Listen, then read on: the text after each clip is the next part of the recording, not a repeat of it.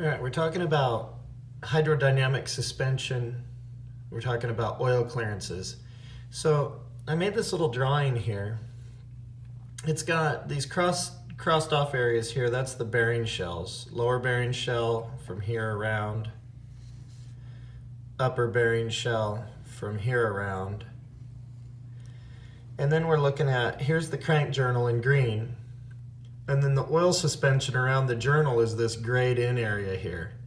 And I've done some calculations, and on an N14 Cummins or an ISX Cummins, relatively speaking, we're 2/1000 on each side. So that's 2/1000 of oil pillow here and 2/1000 of oil pillow here, or 2/1000 all the way around, for a total of 4/1000 of clearance difference. So when we talk about the difference, we're talking about the difference between the inside diameter of the bearing shells versus the outside diameter of the crank journal. So, you could have lots of conversations about oil here, and types of oil and clearances and oil specifications versus the clearance, oil pressure, how much pressure it takes at what RPM. The conversations are almost endless. But the conversation that I want to have is about oil clearance measuring.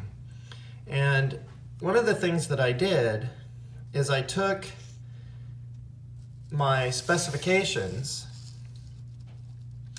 and I did a little bit of work with my specifications. So here's all my specifications. This is an N14. Here's my shell spec, minimum, maximum, my rod journal on the crank, min, max, and my rod bore, the connecting rod bore, the big end bore, min, max. And the same for an ISX. These are inches, these are millimeters, millimeters here, inches over here. And what I did is I did a little bit of math, and here's my math. On an N14, you take the rod bore, and then you got to take the shell thickness times 2, because there's one on each side of the crank. Gives you 3.5012. Take out the rod journal, it gives you the oil clearance. That's the total clearance. And as I said, you have to take that number and divide it out between this place, or this part, and this part. And then same thing on an ISX. There's your specs again. Here's your math. 4. So relatively speaking, it's the same number. But that brings us to a completely different conversation. And the one that I'd like to have here is about plastigauge. So on a plastigauge,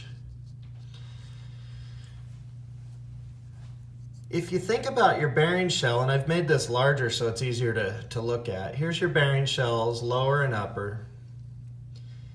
And you think about your crank journal, when you do your plastigauge, if you take out the space at the bottom where the oil normally is, you're actually measuring double the oil space. Because remember, that 4/1000 is supposed to be 2 all the way around for a total of 4 in any 2 places. So if you take out the oil along the bottom, put your plastigauge in there, what are you going to read? Are you going to read oil clearance? Are you going to read twice the oil clearance? And if you have some oil down here, but not a total amount of oil, are you going to read a partial oil clearance here because of the partial oil that's shimming it back up here? This is a conversation about plastigauges that I've had with several really smart people. And if you read the instructions on plastigauge, it actually says to pop the pan off, remove the bearing shell cap, clean off the amount of oil that you can, apply a film of grease, put the plastigauge on there, spray the bearing cap with a silicone lubrication, torque it down, don't turn it, don't turn the crank, take the bearing cap back off, and measure with the plastigauge scale. But what if it's a main cap and the crank main line is actually, the weight of the crank is actually hanging down, and this space up here gets large because of the weight of the crank. There's no oil pressure, so this space up here gets large right here, and you're actually plastigauging the bottom, which makes it look like it's too tight perhaps. Thanks for watching my video.